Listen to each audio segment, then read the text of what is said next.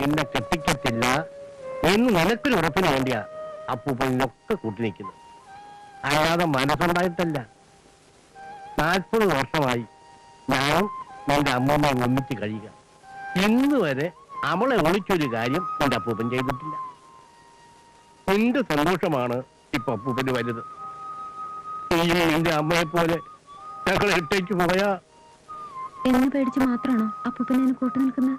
അല്ല മോളെ, അതല്ല അപ്പൂപ്പൻ പറഞ്ഞത്. അവൻ നല്ല കൊച്ചനാ, എന്നെ പൊന്നുപോലെ നോക്കുകയും ചെയ്യും. പക്ഷേ ഇതൊന്നും പറഞ്ഞാൽ നിന്റെ അമ്മൂമ്മയ്ക്ക് ഇപ്പം മനസ്സിലാവില്ല.